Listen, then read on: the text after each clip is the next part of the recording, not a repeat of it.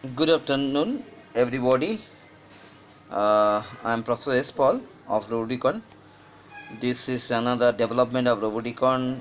You can see that the monitoring of different harmful gas analysis as well as temperature, humidity, and the record is being transported all the data through Bluetooth to your smartphone so that you can remotely watch what is going on far away from your place, and you can see the development.